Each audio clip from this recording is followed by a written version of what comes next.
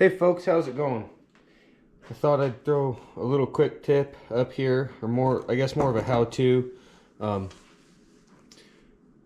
got a lot of questions from guys about advice that I would give a young cowboy that doesn't come from the industry or is new to it or whatever. And one of the most important things is to know how to fix your own tack. Not necessarily as a permanent fix, but more as a temporary fix until you can get that article replaced or properly repaired. So we're going to do a very, very crude fix. I've got an old wore out saddle leather here that we're gonna break just right here like that right now. Okay, so however that happened, on a stirrup leather, rather, not a saddle leather, whether it's a rein or a part of your shaps or whatever the case may be, you have this break that we need to get fixed. Tools you're gonna need to have, and they don't need to be these exact tools. Improvising with your tools is totally okay. This is just kind of a general purpose video. The basic idea is going to be that we're going to put a back piece under this break here, glue it to it, and then stitch it all together so it doesn't cause problems for a little while until you can get the piece repaired the right way. You can be as rudimentary about this. You can improvise whatever tools you need, anything like that. First thing we're going to do is we're going to work from the back. So I'm going to flip these over. If they have any mud, dirt, anything like that, you're going to want to take a wire brush or something and get all that cleaned off, all the built up horse sweat, mud, dust, whatever the case may be, and it's roughing that leather up at the same time. Pretty simple. Don't got to go crazy with it. You can see I'm just getting through the grime on it. Okay, now we need to make a piece that's going to sit covering that. Okay, we have a simple piece of scrap leather here. I'm going to set like so. I put my stirrup leather back like it would be normally.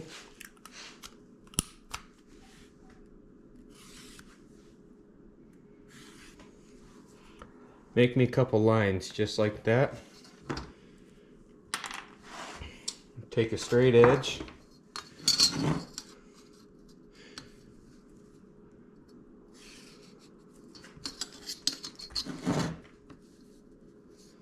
Like so. Design our piece that we're gonna reinforce this with. Take a razor knife, regular old utility razor knife there.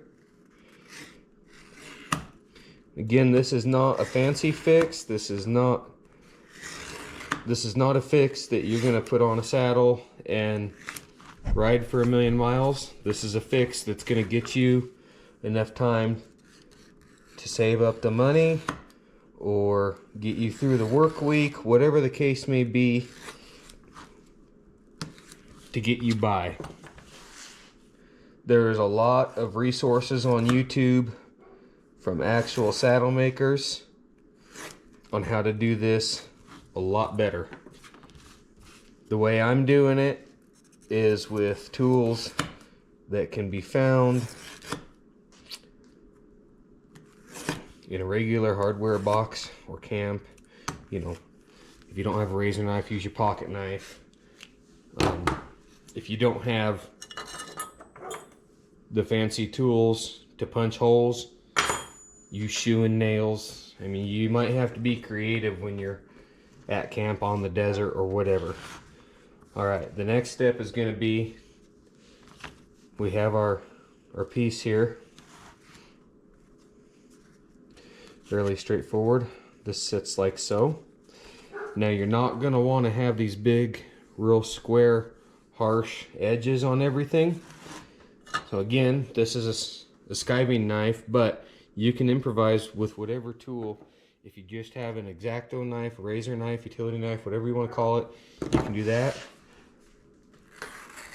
I'm just going to take and knock all these edges down a little bit so there's less to rub on you or rub on your horse. You don't have to make it pretty. This is not about making it pretty to sell as a repair. This is about getting yourself your tack fixed. It's just a band-aid. It's a patch in a tire. It's not replacing the tire when it really needs it. If I intended to ride this a long time, of course you're gonna fix it with the right tools and stuff. So I'm still a little wide right there, the way it sits. So I am going to trim about half of that off. It's okay to be a little bit narrow because you're gonna have to feed it back through your saddle once you get finished. Hit this edge with the skiver again. Really, a utility knife should be, you should have one in your pickup or something. You could skive it with that. Be careful, obviously, they're sharp. I don't need to tell you guys that. I'm gonna take, now we just have some regular old Wedgwood contact cement here. Just gonna brush it on here where we go. Try and keep it off of that rubber there so I don't make Justin mad. I'm in his saddle shop to film this video. He let me pirate his tools for a minute. Okay, you don't have to apply this stuff in heaping gobs. You really don't want any excess. So the excess that's on that there, I'm going to wipe off onto the piece we're using to fix it.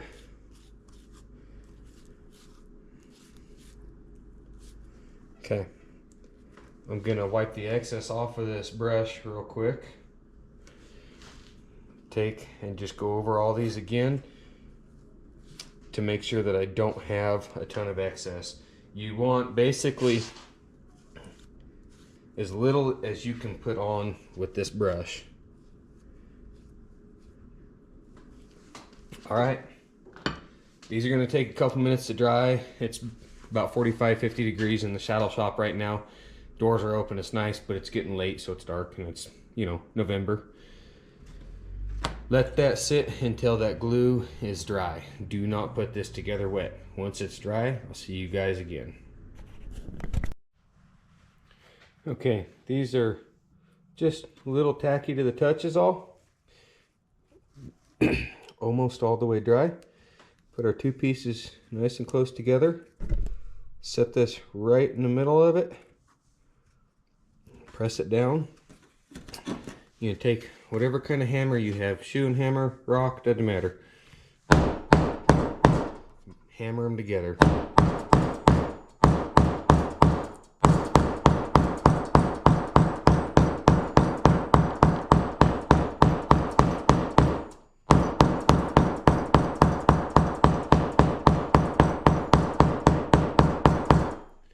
Okay, that's the majority of it there. You can see on the other side here, it's put together. There's not a big gap. Next, we're going to take a set of wing dividers or something to give you some marks to follow for this next step. If you got, I don't know, a pair of needle nose pliers, your fingernails, if it's all you got, whatever you have. You're going to set, I like to set the thickness of the two pieces once they're put together there. It's about there. It's how far I like to bring in my stitching. I will scribe me some lines there. Might be kind of hard to see on the camera, but I can see them. You're not going to go all the way to the edge. You're going to come off it Yeah, not maybe the same thickness there. Scribe you some lines. It's okay that it's in the little bit area that we skived. Again, this is not the permanent fix. This is a cow camp fix, if you will. Okay, now there's two ways to make your holes for stitching. One's called a spur wheel, and the other's just a regular stitching punch. For the spur wheel, you're going to line that up, and you're going to press down pretty hard, and you're going to just trace your line with it. And that gives you little indentations there. Now, I've got a punch that's got only one tine on it, so I can just punch all the way through everything. Okay, we're going to do that to each one of these holes we made.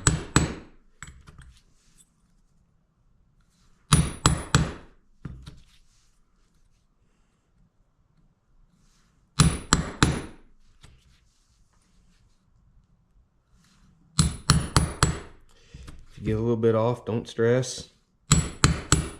Again, we're just trying to get through the work week, remember?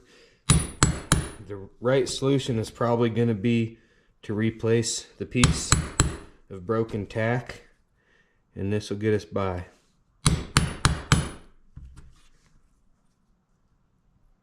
I'm off of my marks a little bit, but it'll be all right.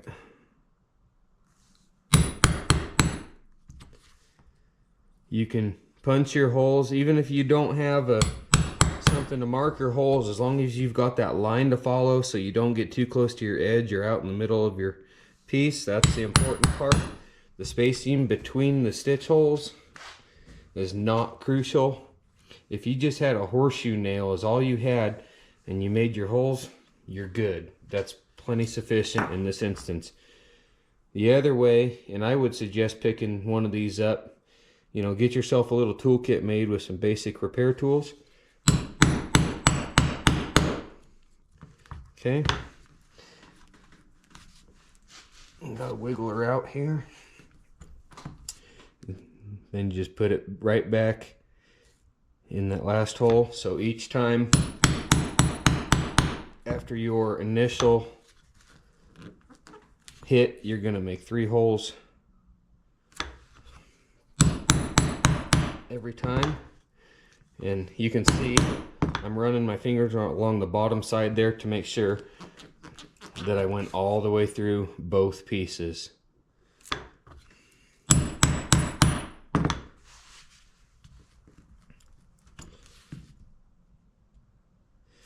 Those holes are spaced out a lot nicer, a lot closer together. Kind of what you're looking for. Okay, now got holes in the back side and the front side of the piece we're repairing. If you had a vise, you could set this piece in a vise, clamp them together, it'd be a lot easier to work. Something I would definitely have in my kit is some waxed thread and some hand sewing needles. You could put a kit together to repair your own stuff for relatively cheap. Now, with your thread on this little short project, we don't need very much each time. We're going to run 2 needles at a time. Get it threaded through the eye of each needle, a couple inches there, and just pull it back. You don't need to tie a knot in it or anything like that. Put a needle on each end of your piece of thread.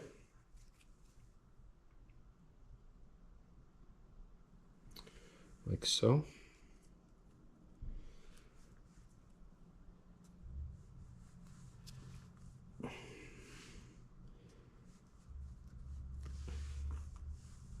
I forgot to grab a pair of pliers, so I will be right back. I'm going to grab a pair of pliers. Okay, got a pair of pliers. Just going to grab each needle, start pulling them through. I'm going to pull each needle through just a little bit. Get them lined up here. Okay. Now I'm going to come from the back side. I'm going to move the forward thread out of the way, and the backward thread up through. Pull it through with the pliers. Okay. Going to cinch that stitch down. You don't need to pull real tight, you just need enough to get it to where there's no excess in that stitch. A little bit awkward because I'm working around the camera here. Same thing, go right back through the hole that we just put that last one in from this side. Work it up again. Get it right here, pull it down.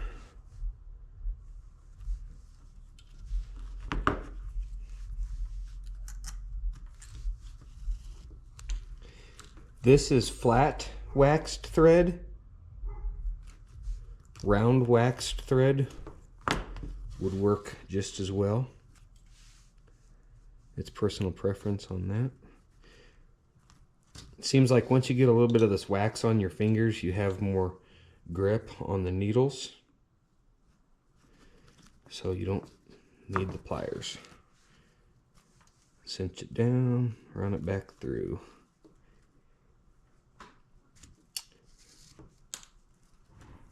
A lot of guys will kind of balk at hand stitching. I think personally when hand stitching, oops, pulled my needle out that time. When hand stitching's done nicely, I think it looks better than machine stitching, but that's just a personal preference. Well, I'm gonna put my needle back in right there. Just continue on. Okay.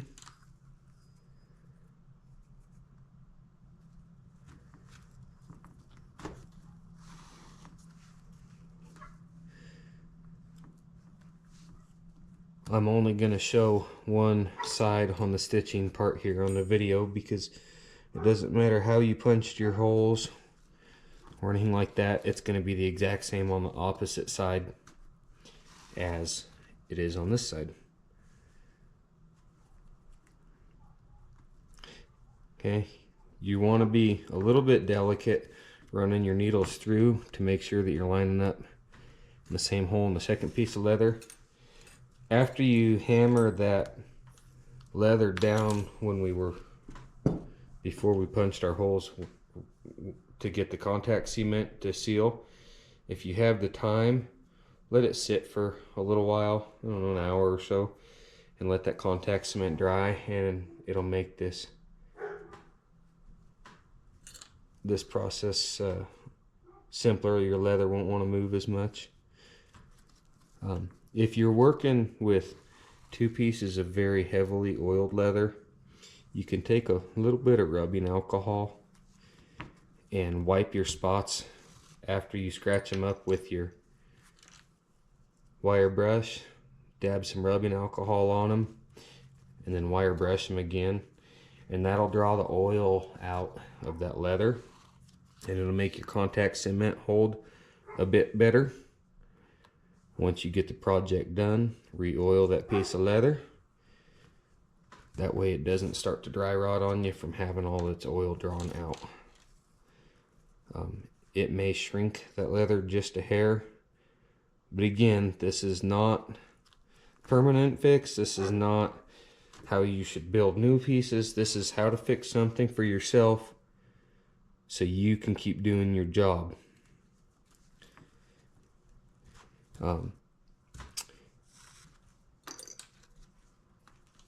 Another way you can make these holes is to take, if you have a drill gun and like a little tiny, like a 1/32 drill bit or something, make your marks if you have something to do that with, and then just drill your holes out, but make sure you use a really small bit. Okay, just about done on this side. You can see if you just keep your hands moving when you're hand stitching, it doesn't take terribly long. I mean, it's nowhere near as fast as a machine, of course, but if you had a little bit of practice and if you had this piece set in a vise to where it wasn't moving, you could really go pretty quick actually here. We're just about to the end of it. I think I got 3 more holes.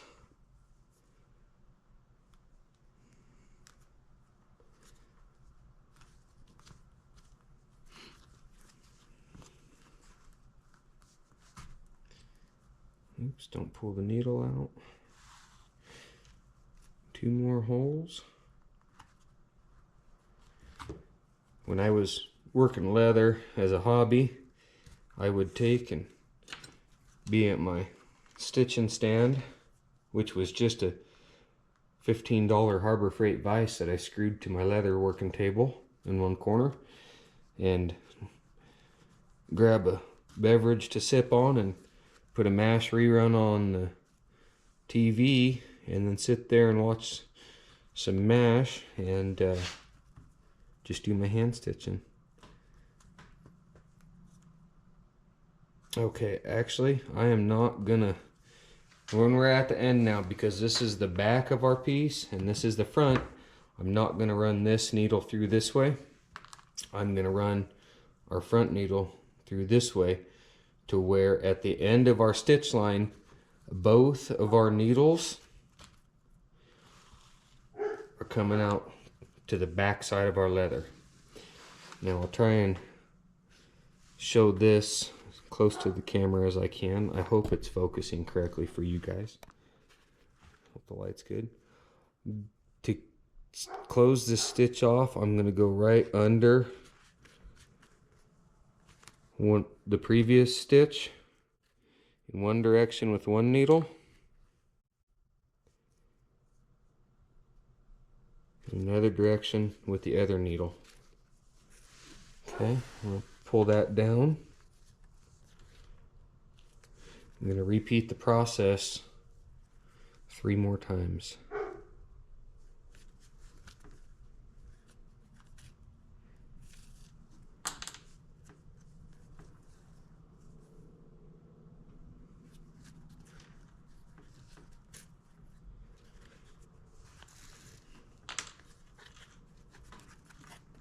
Okay, there's 2 lock stitches, I guess you could call them. If you guys have different ways you like to do this, or different tips or anything like that, go ahead and leave them in the comments. You know, sharing knowledge that experienced hands have for the younger hands is going to be crucial, especially as time goes on. There's going to be a lot of simple knowledge like this lost by the fact that in this day and age it's such a throwaway and replace it society, where a simple fix like this, you know, it might save a guy a couple $100 on a piece of tack, when he could put a fix like this in, save money over a couple paychecks, and not have to spend a whole bunch of money all at once that he hadn't planned on spending, and you know, that a jughead horse broke. Okay, so I've done 4 lock stitches up that now. Just gonna take the old razor knife here, slide it right down, snip it off. This being a stirrup leather, you really need to think that the pull is on it this way, so your stitch lines run with that pull, okay? Not across it. If I was gonna ride this stirrup leather, I would do one on either side like we have here, and one in the middle.